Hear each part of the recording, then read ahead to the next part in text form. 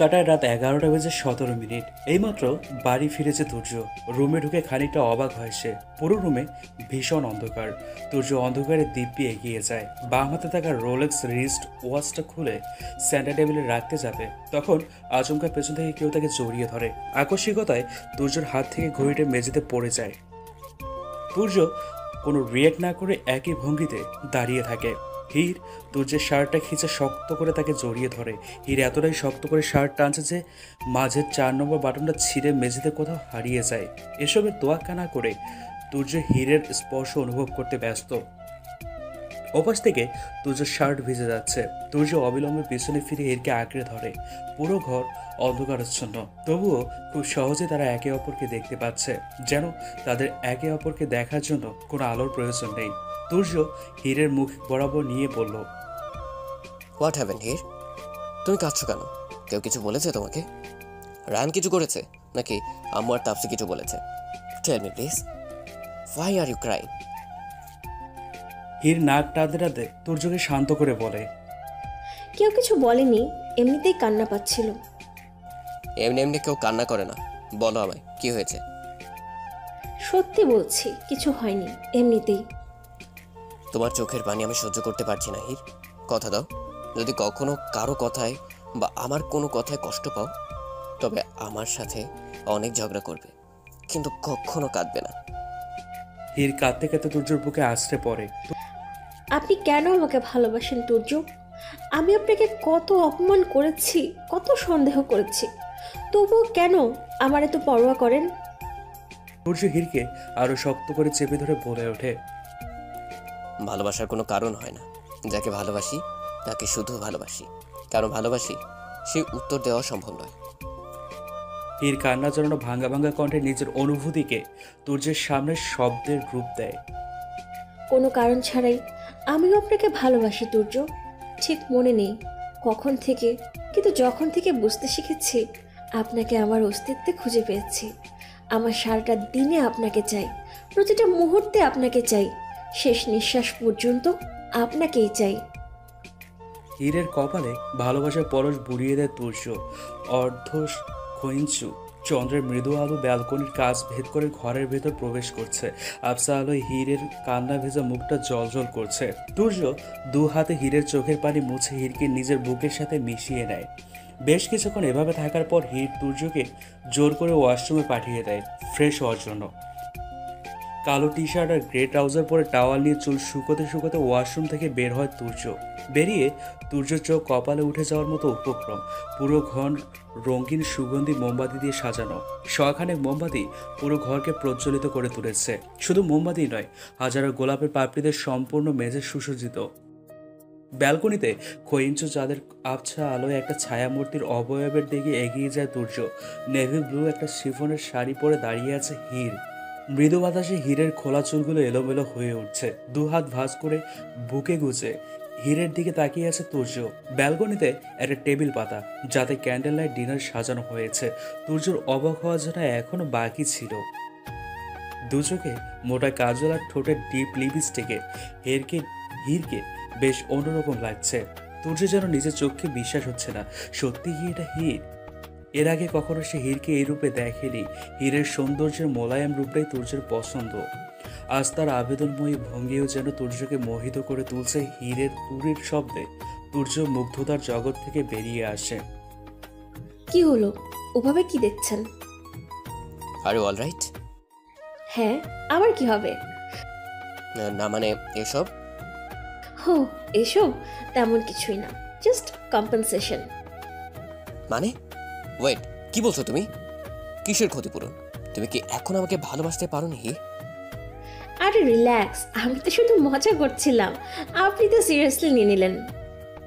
তুর্য কিচ্ছু বলছে না, জিজ্ঞাসা দৃষ্টিতে তাকিয়ে আছে শুধুমাত্র হীরের দিকে। আপনি বিশ্বাস করছেন না? সত্যিই মজা করছিলাম। পূর্বের সব কষ্টদায়ক স্মৃতি ধুয়ে মুছে নতুন করে সবটা শুরু করতে চাই। ভেবেছিলাম কাল থেকে করব, কিন্তু তারপর ভাবলাম আজ থেকেই কেন নয়। এক মুহূর্তই বা কেন নষ্ট করব? আপনার সঙ্গে কাটানো প্রতিটা মুহূর্ত বহুমূল্য। কিন্তু এত দ্রুত এত কিছু কিভাবে করলে? আমি সুপারওম্যান নই, আপনি আজকে ফিরবেন সেটা আমি আগেই শুনেছি, তাই আগেই এসব করে রেখেছিলাম আপনাকে ইমপ্রেস করার জন্য। And I am impressed. Thank you so much Heer. সত্যি আজকের দিনটা আমার লাইফের one of the best day. এখনো অনেক কিছু বাকি। হীর চেয়ার পুল করে তুর্যকে বসায়। দুজনে বেশ রোমান্টিক একটা ডিনার শেষ করে। That's not fair Heer. তুমি এত রোমান্টিক একটা ডেট প্ল্যান করেছো, বাট আমি তোমার জন্য কোনো গিফট আনিনি। আমার জীবনের সবচেয়ে বড় উপহার আপনি নিজে তুর্য। আমার সামনে তো কোহিনুরও ফিকে পড়ে যাবে। তুর্যর সামনে হীর হাঁটু গেড়ে বসে পড়ে। তুর্যর এসব কখনো স্বপ্ন মনে হচ্ছে। I love you Turjo. আপনি কি আপনার বাকিটা জীবন আমার সঙ্গে কাটাবেন? আপনি কি আমাকে আপনার মতো করে ভালোবাসবেন? তুর্য হীরকে তুলে বুকে জড়িয়ে নেয়। Yes Heer, I love you too. I want to spend my whole life with you. এভাবে সারা জীবন তোমাকে বুকে জড়িয়ে বাঁচতে চাই। আমার উপন্যাসের প্রতিটা অধ্যায় তোমাকে নিয়েই করতে চাই। হীরের মুখে নিজের দুই হাতের আঁচলে নিয়ে নেয় তুর্য। হীরের নেশা ভরা দৃষ্টি যেন তাকে মাতাল করে তুলছে। দু হাতে শক্ত করে চেপে ধরে হীর তুর্যকে। হীরকে পাজাগুলো তুলে নিয়ে বিছানায় শুয়ে দেয় তুর্য। লজ্জায় হীর দু চোখ বন্ধ করে নিয়েছে। আজ যে উপযুক্ত অর্থে তুর্য আর হীর এক হতে চলেছে। হীরের উপর নিজের সমস্ত ভর ছেড়ে দিয়ে হীরের গলায় মুখ ডুবিয়ে দেয় তুর্য। আকাশের বুকে মিশে থাকা অর্ধচন্দ্রিমাও আজ তুর্য আর হীরের ভালোবাসায় হিংসায় কাতর হয়ে নিজেকে মেঘাচ্ছন্ন করে নেয়। তাকে সাক্ষী রেখে যে ভালোবাসায় সিক্ত এই দুটি হৃদয় একে অপরের সাথে মিশে একাকার হয়ে যাচ্ছে। ওদিকে পুরো বিছানায় গাদি গাদি কাপড় বিছিয়ে রেখেছে তাপসি। ঘন্টা দুয়েক আগে তাদের আগমন ঘটেছে রায়ানদের বাড়িতে। খাবারের পর্ব শেষেই জিনিস গোছাতে লেগে পড়েছে সে। জিনিসপত্র ঠিক করতে হাঁপিয়ে উঠেছে সে, অথচ এখনো সমস্ত কিছু আলমারিতে উঠিয়ে রাখা বাকি। তাপসির দুচোখ ভেঙে ঘুম নামছে, কিন্তু দুচোখের পাতা এক করার সাহস পাচ্ছে না। শ্বশুর বাড়িতে প্রথম দিন, আর নতুন বউকে এমন অগোছালো দেখলে ভারী লজ্জায় পড়ে যাবে সে। সব ক্লান্তি দূরে ঠেলে সে যুদ্ধে নামার জন্য প্রস্তুত হয়ে নেয়। একটা একটা করে শাড়ি আলমারিতে রাখতে রাখতে এক পর্যায়ে ক্লান্তিতে তাপসি বিছানায় গায়ে এলিয়ে দেয়। ঠিক সেই সময় রায়ান রুমে প্রবেশ করে। তাপসিকে শাড়ির পালায় চিত হয়ে শুয়ে থাকতে দেখে রায়ান ভূত দেখার মতো চমকে ওঠে। এভাবে কেউ ভয় দেখায়? না তো। তাহলে তুমি এভাবে শুয়ে আছো কেন? আমাকে ভয় দেখানোর জন্য? তোমাকে ভয় দেখিয়ে আমি কি পাবো? ঘোড়ার ডিম। হেমা, তুমি আবার ডিম পারো নাকি? বলেই তাপসি হো হো করে হেসে ওঠে। তাপসির জোকে যে রায়ান মোটেও খুশি হয়নি সেটা তার চেহারায় স্পষ্ট ফুটে উঠেছে। রায়ান ভ্রুকুচকে তাকিয়ে আছে তাপসির দিকে। রায়ানের রাগ হওয়াতে তাপসি খানিকটা বিব্রত হয়ে পড়ে। না, আসলে জিনিসপত্র ঠিক করতে করতে অনেক ক্লান্ত হয়ে পড়েছিলাম, তাই। আমার ফ্রেশ হয়ে আসার আগে যেন এসব ক্লিন হয়ে যায়। আমার বিছানা এমন অগোছালো সেটা আমার ভালো লাগে না। ওকে। কিছুক্ষণ পর রায়ান রুমে ফিরে দেখে তাপসি আবারও ঘুমিয়ে পড়েছে। সে একবার তাপসিকে সজাগ করতে গিয়েও থেমে যায়। ঘুমন্ত অবস্থায় তাপসিকে ভীষণ সুন্দর লাগছে। তাপসির মুখটা এত কাছ থেকে এই প্রথমবার দেখছে রায়ান। চোখের নিচে মোটা মোটা কালো দাগ পড়ে আছে। বিয়ের আগে যখন তাপসিকে দেখেছিল সে, তখন তার চোখের নিচে কোনো কালো দাগ ছিল না। আর এখন হয়তো এসবের জন্য রায়ান নিজে দায়ী। বুক চিরে একটা দীর্ঘশ্বাস বেরিয়ে আসে তার। মেয়েটা তার জন্য কম কষ্ট সহ্য করেনি। বিছানা থাকা বাকি কাপড়গুলো রায়ান গুছিয়ে আলমিরাতে উঠিয়ে রেখে তাপসিকে কোলে তুলে নেয়। তাপসিকে বিছানার এক পাশে ঠিকমতো শুয়ে দিয়ে নিজেও তার পাশে শুয়ে পড়ে। হঠাৎ বজ্রপাতের শব্দে ঘুম ভেঙে যায় আমার। এত জোরে বজ্রপাতের শব্দ আগে কখনো শুনেছি কিনা সন্দেহ। আমার পাশেই তুর্য ঘুমিয়ে বিভোর। ঝাপসা চোখে মনে হচ্ছে ব্যালকনির কাঁচ খোলা রয়ে গিয়েছে। কাঁচটা স্লাইড করা প্রয়োজন, নয়তো বৃষ্টি হলে পানি রুমের ভেতরে ঢুকবে। তুর্যর হাত আমার কোমর থেকে সরিয়ে আঁচল কাঁধে জড়িয়ে উঠে পড়লাম। কাঁচটা বন্ধ করে পেছন দিকে ফিরে তুর্যকে বিছানায় পেলাম না। ওয়াশরুমের বাইরে গিয়ে তুর্যকে ডাকলে ভেতর থেকে কোনো সাড়াও পেলাম না। আশ্চর্য, তুর্য ওয়াশরুমে নেই, কিন্তু এত দ্রুত কোথায় যেতে পারেন? তুর্য, তুর্য, কোথায় আপনি? তুর্য! পুরো বাড়ি খুঁজেও তুর্যকে কোথাও পেলাম না। বুক ধুকপুক ধুকপুক করছে। কোথায় গেলেন তুর্য? ছাদে কিছু একটা পড়ে যাওয়ার শব্দে সিঁড়ি বেয়ে ছাদের দিকে ছুটে গেলাম, কিন্তু ছাদে তো কিছু নেই। মুষলধারে বৃষ্টি হচ্ছে। বৃষ্টিতে ভিজেই ছাদের রেলিংয়ের পাশে চলে গেলাম। না, এখানেও কিছু নেই। হঠাৎ নিচে মাটিতে কারো অবয়বের দিকে দৃষ্টি পড়তে আমার শির দ্বারা বেশ শীতল রক্ত বয়ে যায়। অন্ধকার রাত আর মুষলধারে বৃষ্টি, কিন্তু তবুও রক্তাক্ত অবস্থায় পড়ে থাকা লোকটাকে দেখতে আমার বিন্দুমাত্র সমস্যা হচ্ছে না। কিছু চিন্তা করার মতো শক্তি আমার শরীরে আর নেই। এক ছুটে বাড়ির বাগানে গিয়ে থমকে দাঁড়ালাম। রক্তাক্ত অবয়বটি যে তুর্য। তুর্য এভাবে কেন? এইমাত্র বজ্রপাত হচ্ছিল, এখন এত বৃষ্টি কেন? এক ঝটকায় শোয়া থেকে উঠে বসে হির ঘেমে নিয়ে একাকার হয়ে গিয়েছে। সে চোখ খুলে নিজেকে রুমে পেয়ে ভ্রম ভাঙে হিরের। এতক্ষণ সে যা যা দেখছিল সবটাই তার অবচেতন মনের জল্পনা ছিল। বাইরে কোনো মেঘ বা বৃষ্টি কিছুই নেই। সত্যি সবটা হিরের স্বপ্ন ছিল। খানিকটা নিঃশ্বাস নিয়ে হির তুর্যর দিকে ফিরে তাকায়। তুর্যকে পাশে না পেয়ে বুকটা কেঁপে ওঠে তার। একটু আগে দেখা ভয়ানক শব্দটা কি সত্যি বাস্তবে রূপ নিতে যাচ্ছে? হির দ্রুত বিছানা ছেড়ে উঠে পড়ে তুর্যকে খুঁজতে। হির ব্যালকনিতে ছুটে গিয়ে সেখানে তুর্যকে পায় না। পুনরায় রুমে গিয়ে দরজা দিকে এগিয়ে গেলে তুর্য পেছন থেকে হিরকে ডাকে। হির, কোথায় যাচ্ছ তুমি এত রাতে? তুর্যকে দেখে যেন হির পুনরায় নিঃশ্বাস ফিরে পায়। দৌড়ে এসে তুর্যকে জড়িয়ে ধরে হির আর বলে ওঠে, আপনি কোথায় ছিলেন তুর্য? জানেন জানেন আপনি আমি কত ভয় পেয়েছিলাম? হ্যাঁ, রিল্যাক্স। কি হলো? আমি তো তোমার কাছেই আছি। ওয়াদা করুন তুর্য, কখনো আমাকে ছেড়ে যাবেন না। কোথাও যাব না। এভাবে নয়, ওয়াদা করুন, মৃত্যু এলেও আমাকে একা ফেলে যাবেন না। ওয়াদা করছি, কখনো তোমাকে ছেড়ে কোথাও যাব না। কোনো দুঃস্বপ্ন কখনো আমাদের আলাদা করতে পারবে না। হিরকে বুকে জড়িয়ে নিয়ে শুয়ে পড়ে তুর্য। হিরের চুলে আলতো হাতে বিলি কেটে তাকে শান্ত করছে। কিছুক্ষণ পর হির ঘুমিয়ে পড়লে হিরের কপালে ভালোবাসার পরশ বুলিয়ে দেয় সে। হিরকে সান্ত্বনা দেওয়ার জন্য যদিও সে বলে দিয়েছে মৃত্যু তাদের আলাদা করতে পারবে না, আদৌ কি সম্ভব সেটা? একটা দীর্ঘশ্বাস ফেলে দুচোখের পাতা এক করে নেয় তুর্য। এক নতুন ভোরের আশায়, এক নতুন সকাল, এক নতুন জীবন তাদের অপেক্ষা করছে সামনে। অতি প্রাচীন একটা প্রবাদ আছে, সময় এবং স্রোত কারোর জন্য অপেক্ষা করে না। সৃষ্টির সূচনার লগ্ন থেকে সময় তার আপন গতিতে বয়ে চলছে। সময়ের পরিক্রমে হাজার হাজার সাম্রাজ্য গঠন হয়, সেসব ধ্বংসস্তূপে পরিণত হয়েছে আবারও। তবুও সময় পিছনে না ফিরে তার বহমানতা বজায় রেখেছে। সময়ের বহমান গতিতে তুর্য আর হীরের সংসার জীবনে 2 বছর পেরিয়ে গিয়েছে। এই 2 বছরে 12 বার মৌসুম বদলানোর সাথে সাথে তাদের জীবনেও অনেক কিছু বদলেছে। 1 বছর আগে হঠাৎ হৃদক্রিয়া বন্ধ হওয়ায় আফজাল সাহেব পরলোক গমন করেছেন। আফজাল সাহেবের চলে যাওয়ার পর তমা বেগমও আর আগের মতো নেই। পূর্বের রাগী তমা বেগম যেন কোথাও হারিয়ে গিয়েছে। বিজনেসের সম্পূর্ণ দায়ভার তুর্য এর একলার কাঁধে তুলে নিয়েছে। আফজাল সাহেবের বিজনেস আর কোম্পানিকে আরও এক ধাপ এগিয়ে নিয়ে যেতে এই 2 বছর হাড় ভাঙা খাটুনি কেটেছে সে। অনেক পরিবর্তন এসেছে তুর্যর ব্যক্তিত্বে। কিছুটা সে নিজে এনেছে, কিছুটা সময় এনে দিয়েছে। একটা বই দিয়ে মুখ ঢেকে বিছানায় চিত হয়ে শুয়ে আছে হির। যদিও বইটা পড়ার জন্য দেওয়া হয়েছে তাকে, কিন্তু এদানিং পড়ালেখার ভালো লাগে না। তুর্যর পায়ের শব্দে হির হুড়মুড়িয়ে উঠে বই পড়ার ভান ধরে। তুর্য রুমে ঢুকে হীরের দিকে না তাকিয়ে হাতের ব্লেজারটা কাউসে রেখে ব্যালকনিতে চলে যায়। কাছের এপার থেকে তুর্যকে ফোনে কথা বলতে থেকে বড়সড় একটা ঢোক গেলে হির হাতের বইটা বিছানায় ফেলে ঝটপট উঠে ব্যালকনিতে চলে যায় সে। তুর্য ফোন কলটা কেটে দিয়েছে। এক হাতে চোখের পাওয়ার গ্লাসটা নিয়ে অন্য হাতে কপালে স্লাইড করছে। যখনই কোনো কিছু নিয়ে টেনশন হয় তার, সে তখন এমনটাই করে। হির একটু এগিয়ে গিয়ে তুর্যর কাঁধে মাথা রাখে। পরন্ত বিকালের শেষ এক ফালি রোদ হীরের চোখে মুখে আঁচড়ে পড়ছে। তুর্য সেদিকে এক নজর দৃষ্টি দিয়ে হীরকে নিজের কাছ থেকে সরিয়ে দেয়। Don't touch me. তুমি সেই অধিকার অনেক আগেই হারিয়ে ফেলেছো। তুর্য, আপনি এভাবে বলতে পারেন না।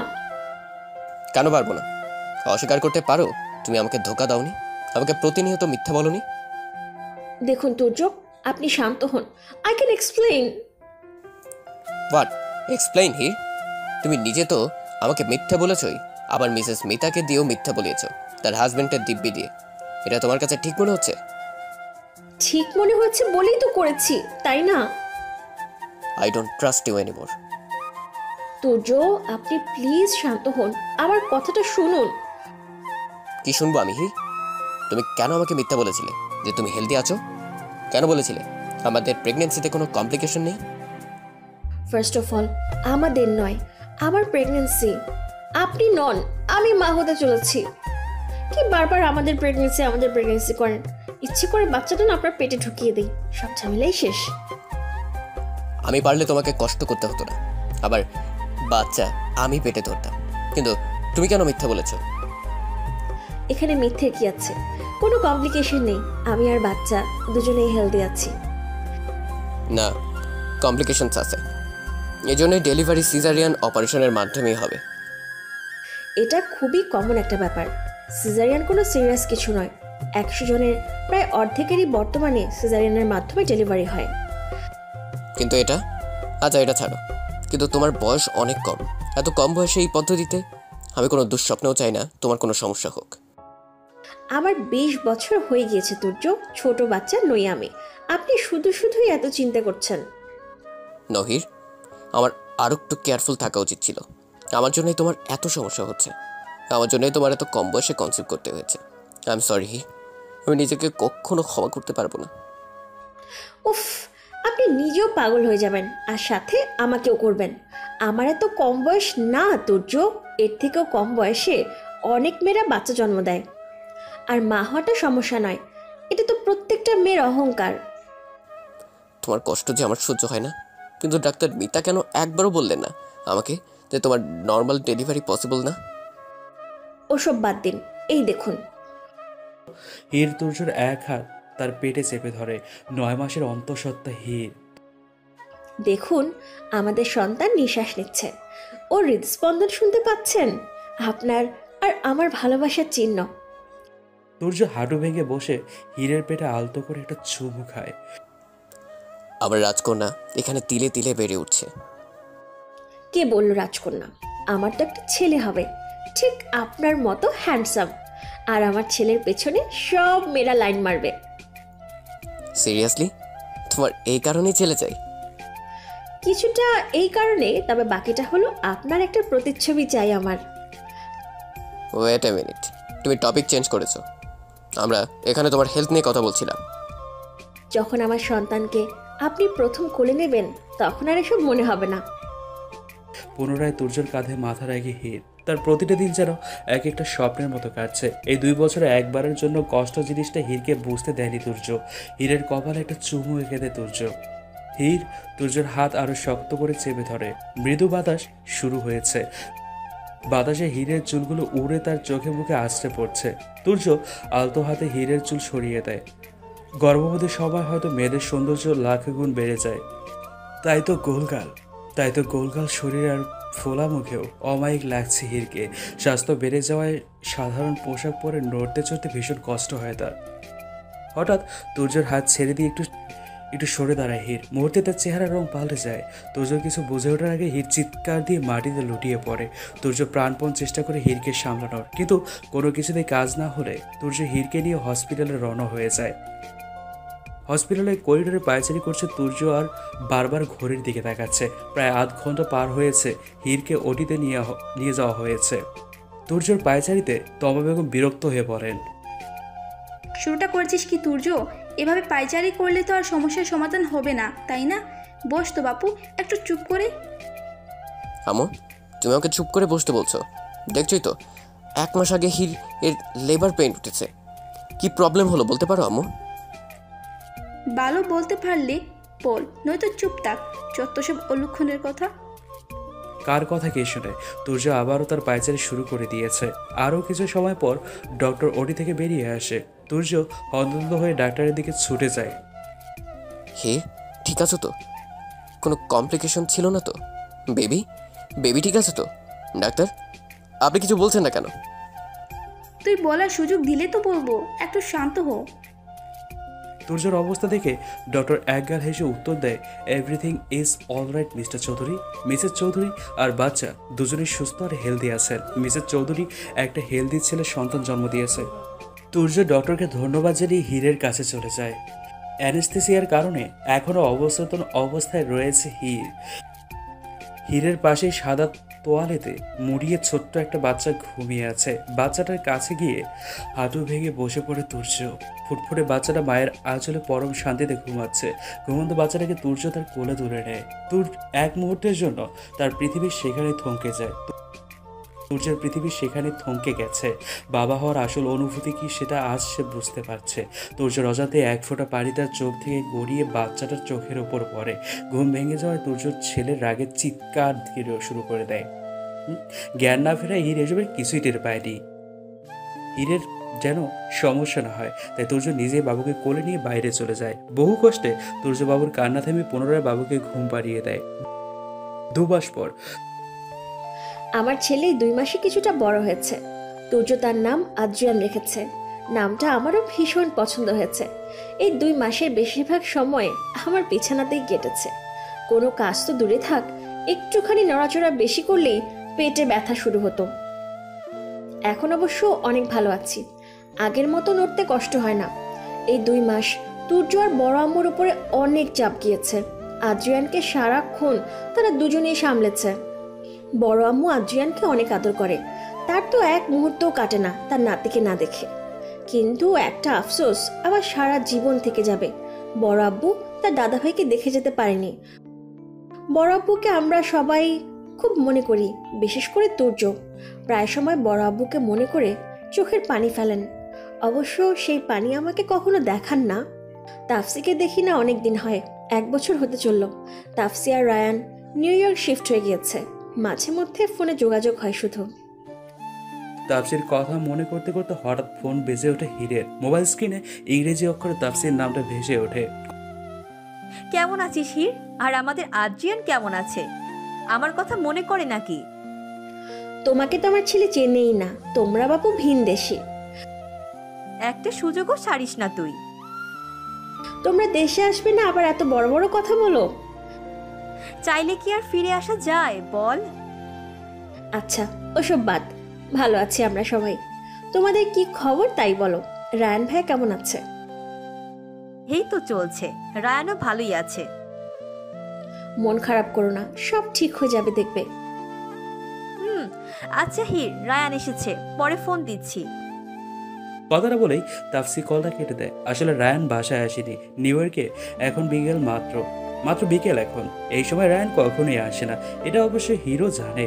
তাই তাপসির মিথ্যেকে সায় দিয়ে কোনো পাল্টা প্রশ্ন করেনি সে।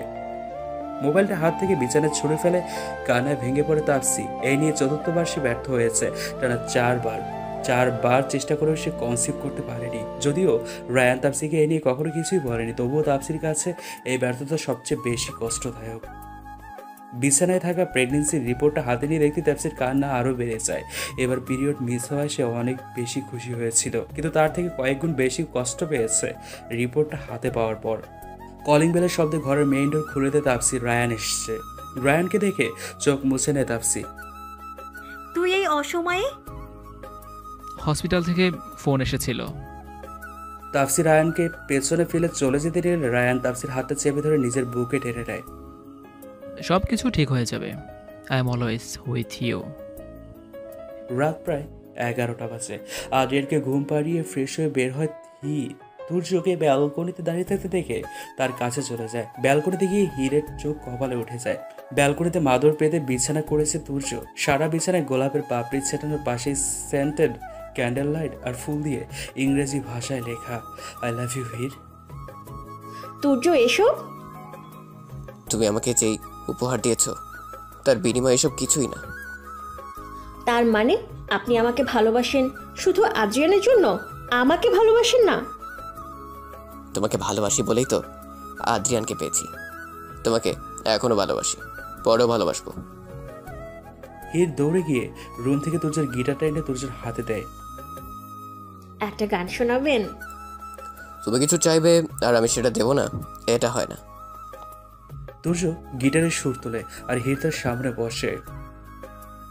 ভুলিনি তো আমি তোমার মুখে হাসি, আমার গাওয়া গানে তোমাকে ভালোবাসি, আসো আবারও কাছে, হাতটা ধরে পাশে, তোমায় নিয়ে যাব আমার পৃথিবীতে।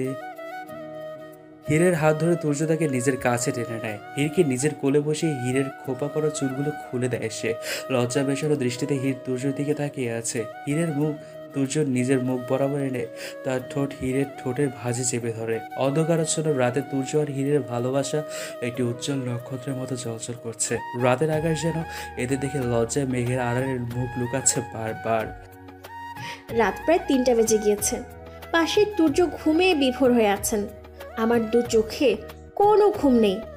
এমন নয় যে আমি কষ্টে আছি, যার কারণে আমার ঘুম উড়ে গেছে। আসলে অতিরিক্ত সুখেও মানুষের রাতের ঘুম উড়ে যায়। আমার সঙ্গেও সেটাই হয়েছে। আমার জীবনের সবচেয়ে বড় উপহার তুর্য। এই মানুষটার ভালোবাসায় আমি প্রতিনিয়ত মরেছি। আজ সেই মানুষটার ভালোবাসাতেই আমি বেঁচে আছি। তুর্যকে পেয়ে আমি সব পেয়েছি। আমার অপূর্ণতাকে পূর্ণতা প্রদান করেছেন তুর্য। আদ্রিয়ানের কান্নার শব্দে হীর শাড়ি ঠিক করে আদ্রিয়ানকে এনে তার পাশে নিয়ে শুয়ে পড়ে। কিছুক্ষণ পর আদ্রিয়ান আবারও ঘুমিয়ে পড়লে হীর তুর্যের কালে ভালোবাসার পরশ এঁকে দিয়ে তার বুকে মাথা রাখে। আপনাকে ভীষণ ভালোবাসি তুর্য। মৃত্যুর আগ মুহূর্ত পর্যন্ত এভাবেই আপনার সঙ্গে থাকতে চাই। রাতের আকাশের তারারাও হয়তো আজ তুর্য আর হীরের সুখ দেখে হিংসায় জ্বলছে।